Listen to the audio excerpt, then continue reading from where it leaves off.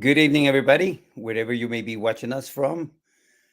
My name is Carlos Marroquin. I'm your host for tonight. I am actually flying solo tonight, so we got all this time to ourselves. Good thing. So, tonight, I want to say welcome to each one of you, wherever you may be watching us from. Excuse me, I have a little bit cough, but we're doing okay. I'm here in the city of close to Venice right now, and it is a beautiful Sunday evening. And I hope that you are finding yourself in good spirits tonight. As you know, we come to you live every Sunday, 7 p.m. Pacific time, 10 p.m. Eastern time, and we discuss analysis for the progressive movement, strategy, into the issues that we care about. Across America tonight, there are concerns, and rightfully so, deep concerns, especially in the Black community over the police brutality that continues to happen. We're going to be discussing that tonight. Also, of course, we are into a quick wave or a massive wave of um, mass shootings, gun violence, and already it's happening all over the United States. We are seeing mass shootings almost every day now. Sad to say, but it is alarming, concerning, and the fact of the matter is that very little is being done about it. So we're going to be talking about that tonight, and I know that there is a lot happening everywhere besides these two issues, but I think that based on what we are seeing right now, people are concerned, and especially the kind of violence that we are seeing on the streets, the kind of um, you know just insanity that we are seeing, where people are just coming in and just shooting uh, so many innocent people, and um, the statistics that we are seeing are massive. Actually, we're going to be discussing some of that tonight. Excuse me, but what we are seeing tonight is nothing new. What we are seeing with a problem with mass killings is nothing new. That has been happening um, for over many decades already, and it seems like there's no stop to it. When is going to be the end of this stuff? When are we going to see actually um, real changes taking place? Mass shootings are incidents involving you know um, several victims, and that's what this is described. Is about one individual or multiple individuals coming in and start shooting multiple people. Those are mass shootings. We got to draw a distinction, because what is not is act of warfare. That's totally different. That's not considered a mass shooting. We're talking about people going into public spaces to conduct a very serious crimes against a lot of people, multiple people rather. Um, this is not about mass shootings. Is not gang violence, because we know that gangs involve themselves in shootings of multiple people as well. And it is not when we have incidents in the family, when one individual kills his entire family, then kills himself. That's not considered mass shootings, although they are affecting a lot of different people. So the numbers that we are looking at are from uh, individuals, like I say, or multiple individuals that go into a public place and kill randomly a lot of people. Sometimes these are premeditary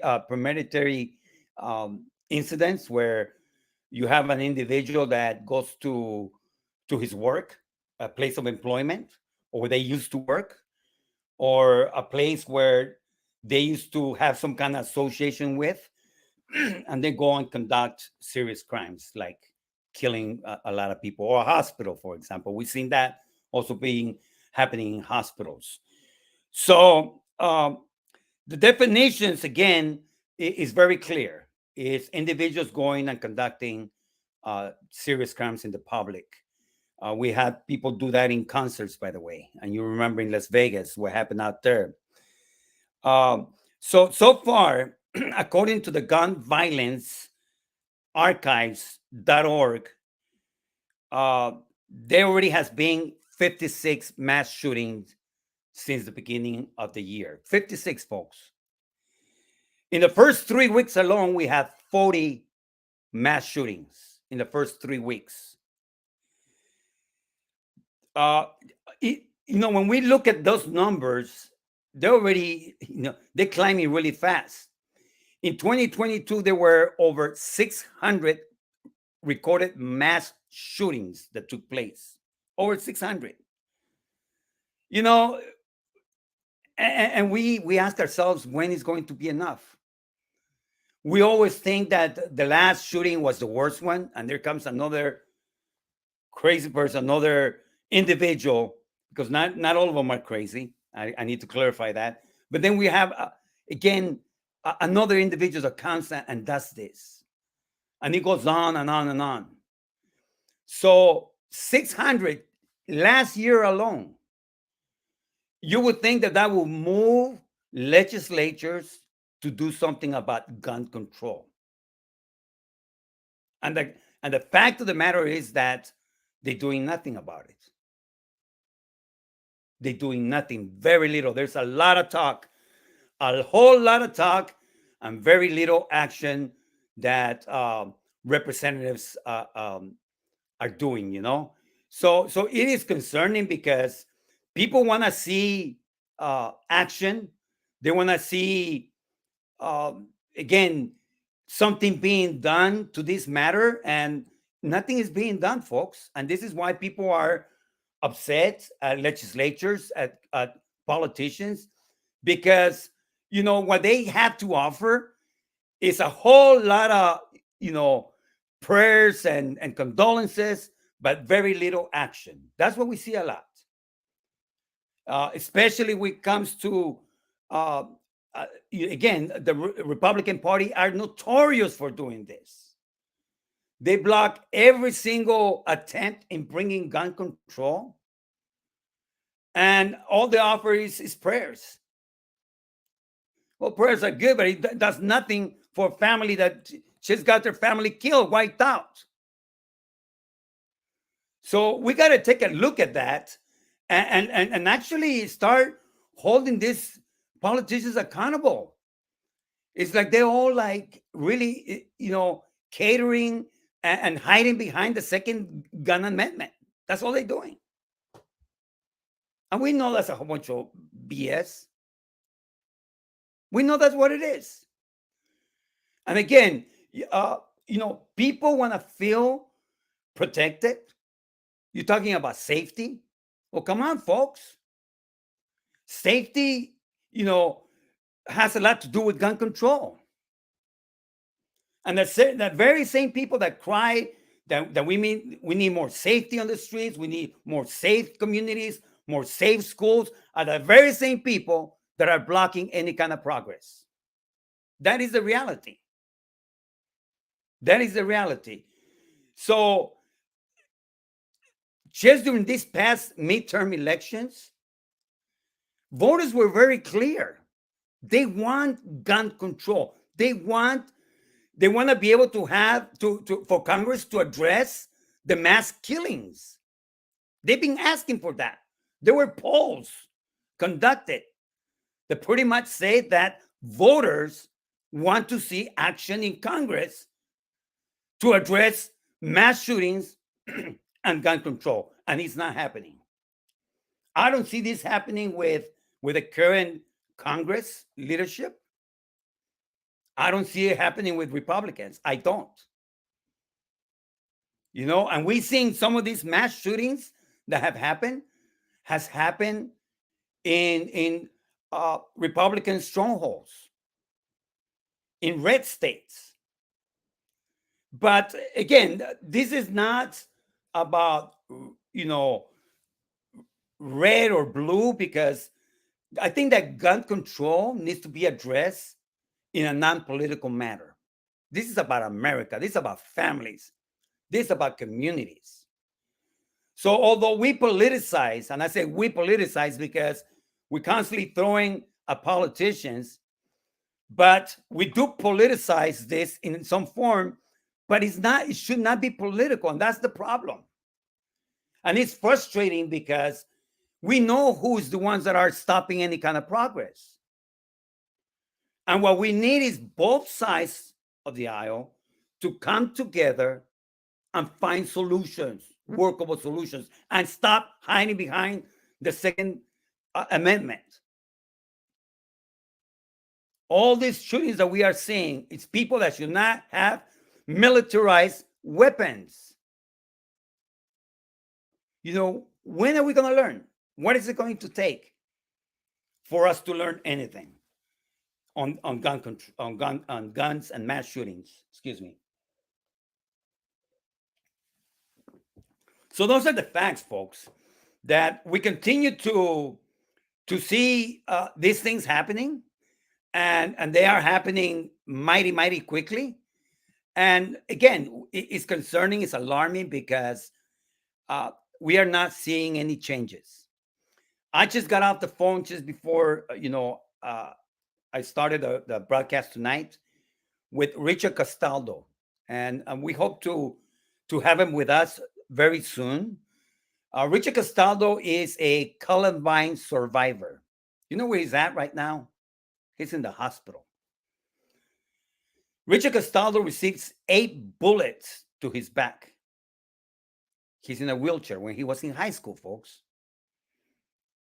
And right now he's in the hospital because from time to time, he has to go get surgeries because, again, one of those bullets, they had to leave it, in his back because it's right in the spine. And it's very dangerous for them to remove it. So, I don't want to get into a lot of details. I'd rather him come and give you some of those details of the health issues that he has to deal with, for the past, literally decades, when he received those bullets in his back during the Columbine shooting back in Colorado. He was left in a wheelchair, and he struggles. He struggles every day. And again, those are the consequences of politicians of Washington doing nothing about gun control. And so we send our best wishes to Richard. He's a lovely young man. I call him young man because he's a lot younger than me, but he still has a smile on his face, even though that he's quite often in the hospitals, but he's positive. But that's the Richard that some of us know, and have so much respect for him, because he has become an advocate for the people, using his own story of what happened to him during that deadly shooting at Columbine High School.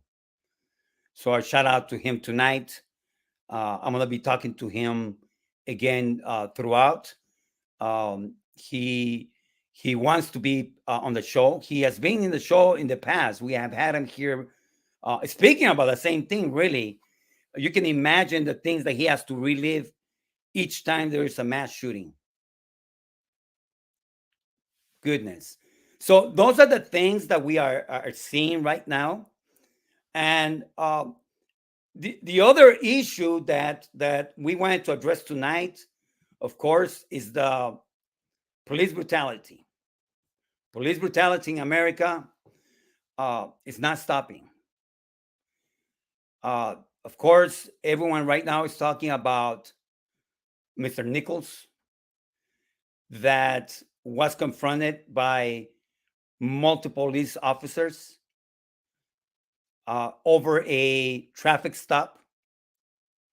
The stories that they are giving doesn't add up at all, according to some of the footage that has been shown, and also uh, witnesses.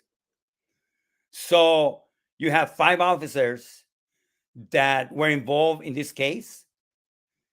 They were fired recently. Were fired by the police department as they continue to conduct investigations. But they found out that they have violated department policy on use of force. No surprise here. No surprise at all, because this is exactly what happens all the time. Uh, the only difference that we are seeing in this case is that the police department moved mighty quickly to try to address the issue, or address the officers involved, and they fired them, which was good, but of course it's not enough. And now we have a DA that actually moved really quickly as well and decided to press charges against them. The former officers, all members of the department, were members of a unit called the Scorpion. And we need to know about this. This unit was created to pretty much bring down crime. I can only think some of the stuff that these people were doing, because if they were doing acts like this, and mind you, these are repeat offenders, officers that conduct this kind of crimes against the people, most likely are repeat offenders. They do it all the time, all the time. And the reason is because they get away with it. And when they get away with it, they think they can pretty much do anything they want to. And for far too long, people, for far too long, there are officers in every department that have been accused of serious crimes against the people. And we have the police union, we have leadership within police that protect these officers. And this is why we don't get nothing resolved. This is why nothing changes. Because these officers are protected of their crimes, of their misconduct. So, we do have to commend the Memphis Police Department for acting quickly. But there's a lot that needs to happen there. A lot needs to happen there. I understand that the so-called Scorpion unit is being dismantled. The thing is that, and I'm hoping that the federal authorities, the Department of Justice, will go and investigate this unit. They need to look at everything that they were doing. They need to look at and review every single complaint against any of these members of the unit. And by the way, there are 50 officers that were assigned to this unit. They need to conduct a full investigation on each and every officer, because most likely, many of these officers were abusing their badges. They were coming out there Gestapo way and just intimidating, violating people's rights, forcing people to I don't know what. But most likely they were all being part of a lot of these crimes that now is being exposed. I got to tell you that I had experiences myself with the police, where out of the blue I'd get pulled over with my family. Happened over here in Long Beach, actually. We're coming from church. I was wearing my suit, my family, all my kids were with me. And I saw a police officer following me over the bridge, the big bridge that connects San Pedro and Long Beach. So they followed me. And just when he got into an area that was dark, they put on the lights and they asked me to pull over. So I pulled over. They asked me to get out of the car. And I got out of the car. I was complying. I didn't understand why they were actually stopping me. So as I start going towards the back of the car, he pulled his baton out. And he was about to strike me when a security guard from one of the ports right there, one of the container areas, shone his light to the officer. He put on his baton, he jumped in his car, and he took off. That security guard probably saved my life. I was about to get whipped by the police for no reason. So let me tell you, some of you may say, oh, they must have been doing something wrong. No. A lot of times, these abuses are over people that have done absolutely nothing wrong. Nothing. But that's not the only incident that I have had. I had other incidents that have happened to me with the police. So I can tell you that this is very real, people. One time I'm coming over my Angeles Crest Highway, which is, if you're familiar with Los Angeles, on the north side of Los Angeles, you have Palmdale, Lancaster. Then on the other side of the mountains, you have Pasadena. So there's a road in there called Angeles Crest Highway. And if you want to save some time, you could come through the road. It's a lot of curves, pretty steep. But you save some time. And I was coming to work. And that's when I used to work with the Postal Service. And I was coming to work early in the morning, 6 o'clock in the morning. And I'm not taking my curves. I'm coming slow, I had my coffee and stuff. And all of a sudden, there's an officer in the middle of the road, literally standing in the middle of the road. And I'm like, I thought there must have been an accident, something happening. So, I slow down, obviously. I'm seeing the officer right there. And then he tells me to pull to the side. So I'm like confused. But I thought something had happened. So I go around and there's like a area in there that actually I could park. Everything else are the ravine. It's, we're on top of the mountains for, I don't know, it's at 3,000 feet. So then comes up another patrol car and they both get out of the car. They tell me to get out. I'm wearing my uniform, my postal uniform. And then they start pushing me. He goes, you were driving reckless. I said, what are you talking about? I saw the officers right there. It would be insane for me to drive reckless in front of an officer. So again, they start pushing me, and they start pushing me towards the ravine.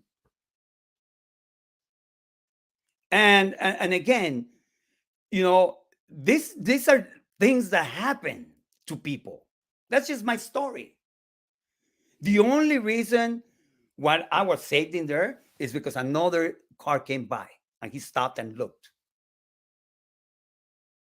But again, folks, police brutality in America is real. And it happens to people sometimes over nothing, over absolutely nothing. These 5 officers are now being charged with second-degree murder, 2 counts of official misconduct, 2 counts of aggravated kidnapping, and 1 count of official oppression, and 1 count of aggravated assault. Those are the charges that are being pressed against these people, these officers. After they beat him up, Mr. Nichols, for I don't know how long, and some of you seen the video, they left him on the sidewalk right there. He was stumped. And pretty much for the next 23 minutes, received no medical attention. This is how bad these people are. They beat him up. He's stumped in there, almost dead. Yet they give them no medical attention. The charges that they are presenting against them, I think they need to be a little tougher. They killed this man over nothing, a traffic stop. In 2022, there were 1,192 police related violence. According to policeviolencereport.org, just in 2022, there were 1,192 people killed by the police. 50% of the killings by police in 2022, 635 were over traffic stops, over police responses to mental health crises, or situations where the person was not reported threatening anyone with a gun or a knife. 635 people were killed over nothing. That's in 2022. In the United Kingdom, a country of 67 million people, where police were encountered with knife attacks at a similar rate of U.S. police. The police there killed 3 people in 2022. 3 people. Comparing it now to the numbers in the United States. When police officer says, oh, he had a knife. 2 of them, of those 3 people, allegedly had a knife. 2 of those. In the LA County, with a population of 10 million, law enforcement officers fatally shot 12 people that allegedly had a knife with them in 2022. Just in the LA County alone, here where we live. The results of what we are seeing, demonstrations throughout the United States, are because people are angry. People are upset of what's happening. There are demonstrations today. There was demonstrations in New York, Atlanta, Boston, Baltimore, here in Los Angeles, San Francisco, Portland, and many other cities, smaller cities.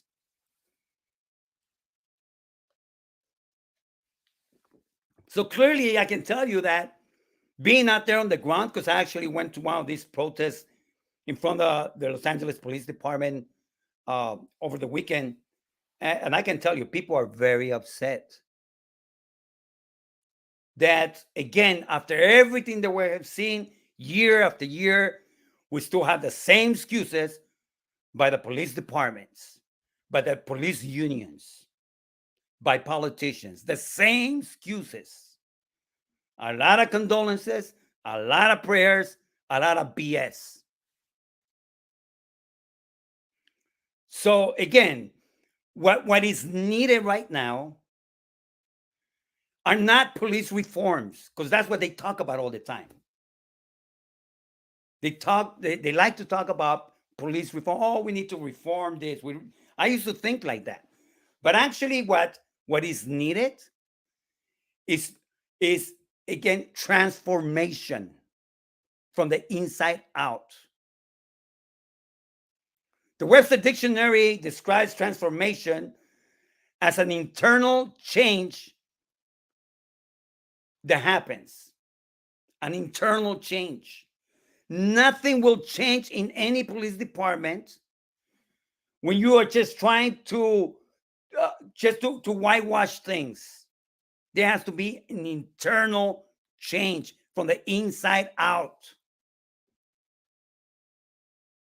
There has to be a complete change to the structure. Transformation requires to transcend from the form that it used to be. And what happens right now is that nothing is going to change because they're not transforming nothing. They're just putting a Band-Aid to things. We got to take a serious look at policing in America. And it starts with the leaders that are appointed. You know, who are running these departments?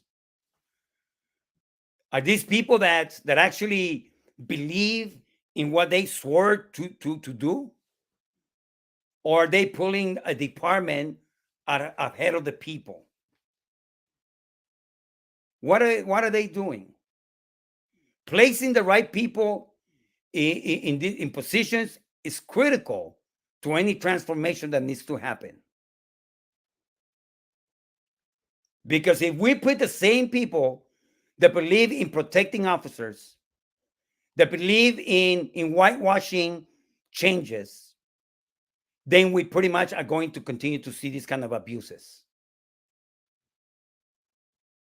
There needs to be accountability, a serious accountability. And I think that, again, the Memphis Police Department acted quickly. We commend them for that. But I think that, incidents that are reported need to take very, very seriously, regardless of who it is. Regardless of who it is. Doesn't matter, if the officer has received multiple awards for bravery or whatever. If he is not doing his job, if he's out there misusing his authority as a police officer, they need to be held accountable. And not only that individual police officer, but his superiors. When there is an incident, they need to be held accountable. Because if they are allowing this individual to continue to act the way they act, then they are part of the problem as well. They all need to go. So although we understand that transformation doesn't happen overnight, it's a slow process. It needs to happen. It needs to happen.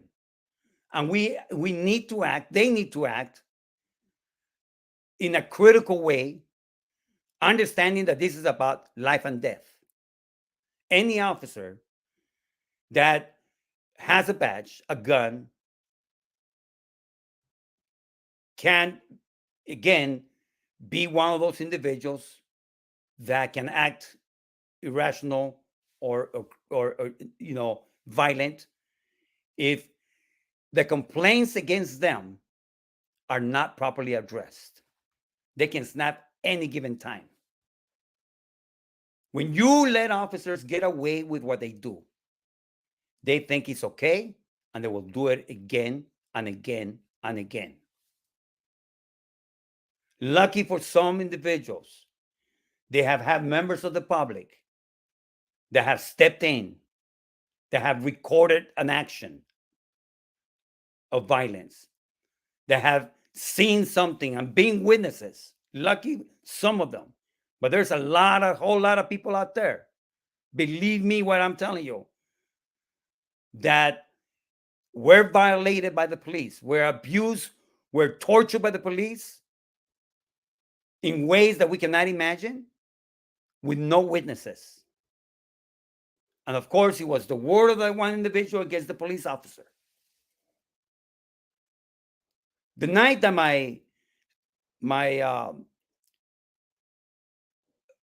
a family member, my mother-in-law, passed away, I was about 7 blocks away from the house, which she had passed away at my wife's home. She was with her at that time, and because she had been very ill. So I received a call like at 1 o'clock in the morning that she had passed. So I decided to walk over there. And as I'm walking down the street on Cesar Chavez Boulevard, this happened in East LA, I'm walking over there to the house. There's a sheriff patrol car that pulled over. I'm an old man. I'm not wearing no gang kind of clothing. I'm wearing my jeans and a sweater, and it was cold, and I'm walking. And the officers pulled out a gun on me. Out of the car, actually. Right out of the car. It was a female officer. And they were laughing. And he goes, "Look at him. He's scared." I didn't know whether they were going to shoot or not. I just decided not to look at them. I just kept looking straight, and I just kept walking. Then they slowly they went right next to me, and they were laughing with their gun out. That the female officer had the gun out like a gangster, and goes, "Look at him, he's scared." And then they took off. These are things that happen, people. That happened to me. I'll give you 3 incidents of what happened to me. So we need real changes. lasting changes. The communities all over the United States are hurting, especially communities of color, because they are the most affected by police violence. So again, as we continue to look for transformations, as we continue to seek for that, we continue to pay attention. We ask you to continue to talk to your representatives. Ask them what are they doing regarding police brutality, police violence. Ask them what they're doing, because they need to be involved. Our politicians need to be involved, and not only over there taking pictures with them because they make themselves look good, thinking, oh, this is what politicians do, and I see it all the time. They get pictures with the officers to show that, hey, we are about safety of the community. But what about going and showing up to those protests of individuals that have been killed by the police and showing solidarity with the people? How about that, politicians? How about you stepping in and attending some of these rallies? Hear some of the stories that are being told of the real police violence that is taking place everywhere, and doing something about it, holding the police accountable. But if it's after their money that you're going, because you're running for re-election and you want to take pictures with all these officers, well, you're just part of the problem. People need to be held accountable. And I think that there is a place for everything. I think that there is a place for us to dialogue and talk with the police. I'm one of the belief that I want to talk to the police. I want to sit down, and I have done that in the past. I have had meetings. I have requested meetings with the leadership of the police departments. And I got to tell you that, at least I'm speaking for myself, not every police officer out there is a bad person.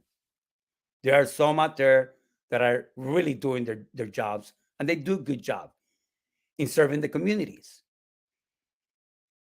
But I'm talking about those people, those officers that think that they are above the law and can do anything they want to because they carry a gun and a badge. They need to be held accountable. And again, leadership needs to take every single complaint very seriously. And if they have multiple complaints, they should be suspended without pay immediately, and do a fair, just investigation involving people from the public, leadership from the community. They are the ones that need to conduct the investigations and have access to records. That's what needs to happen, people. Because otherwise, officers are going to protect each other. They're going to cover for each other. And we're going to see the same people that are repeat offenders do exactly what these officers did in Memphis and laugh about it. So with that, folks, again, you are seeing people protesting on the streets. You may not understand it because perhaps you have never been had an experience with the police, a bad experience. But I can tell you, me as a person, I have had it multiple times. It has happened to me. Fortunately, it wasn't serious. It could have been if someone from the public didn't step in. But as we continue to live our lives throughout whatever in your community, look out for each other. Have these conversations. What are the safeguards that need to be in place? Where can people go to have these kind of discussions and share their stories? Create those spaces. Invite folks to talk about it. There is a reason why people are there in the streets. You may not like it. You may side blindly with the police. Oh, they must have been, oh, he ran. That's what people say. If I'm getting beat up, and I feel like my life is at stake here, I want to try to run too. Well, you're going to get killed. Well, they're going to kill me either way. And that's what's happening, people. Please understand that these people are gangsters. They are worse than gangsters because they actually are doing this under the color, under the badge, under their sworn,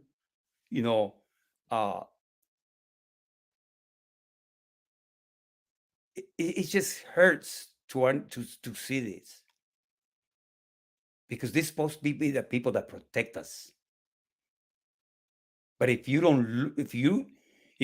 for some reason are not a person that they agree with or they like, or whatever their biases are against a particular people, you could be a target. Young Tyler just wanted to make it home. He cried for his mother. This hits home, people.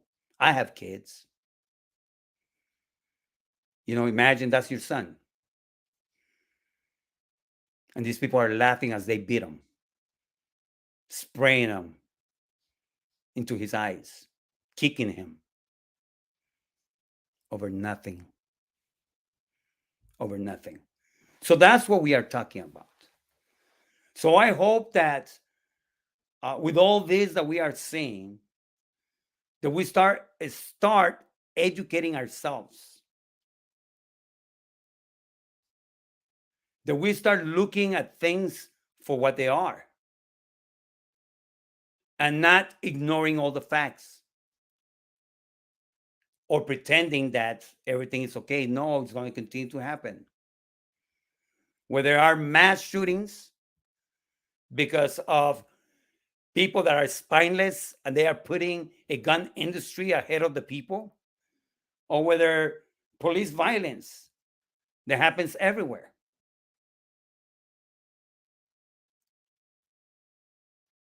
No one is really safe in America, if you ask me. As much money as we spend in security, no one is safe. Not when we are seeing what we are seeing. So we definitely are doing a lot of stuff wrong. It's not about putting more money into the police that refuses to be held accountable. It's not about giving them a limited amount of money when they are doing the things that they are doing and hurting the own community. We need to see where the money is going, how it's being spent. And I tell you, the level of poverty that the communities are living in, with no programs in place, because all the money is going to the police departments, something's wrong with that picture. Something is wrong with the picture. And I think what needs to happen again is we need to act boldly. We need to act fairly. We need to act smartly. And we need to act decisively. That police brutality should not be tolerated from anyone. And they need to act swiftly. Stop that immediately. Put him in. If you're going to suspend anybody, should be without pay. Immediately. Immediately. So again, police brutality, mass shootings in America. That's what we are seeing right now as we begin this year. We ask you to continue to stay vigilant, participate. Like I say, find community groups that you can, talk about these things. Ask to be put in the agenda in your neighborhood council. Tell them that you want to address police violence, mass shootings. Ask them what kind of resources are available. What are they doing? It's not more bringing more policing. There's other options as well. Find out what the other options are. Ask them what kind of programs do they have available, for children, for our youth, so that they don't have to be part of the violence that we are seeing, because there's no programs and they're there on their own. That's the problem that has happened in the United States. We're taking all the resources, giving them to the police, giving it to the military, and we are left our communities with nothing. So again, we want to have safe communities. I'm all for it. We want to have, our children being able to advance in their lives. I'm all for it, of course. But that comes also with a price, and we have to be able to invest in our communities, invest in our children. And if the police departments are not doing their job, and and we are seeing case after case, coming out to the public of their abuses, of their violence, then you need to rethink, the money that you're giving them, because apparently it's not doing any good. So, people, we want you to continue to seek for these conversations to continue in your own spaces. Talk about it. You'll be surprised as to, the stories that you're going to be hearing. So I want to leave it with that. And tonight, my heart is thinking about Richard Castaldo, a Columbine survivor. He's in the hospital. We ask you for your prayers for him, for a full recovery. We hope to have him out soon.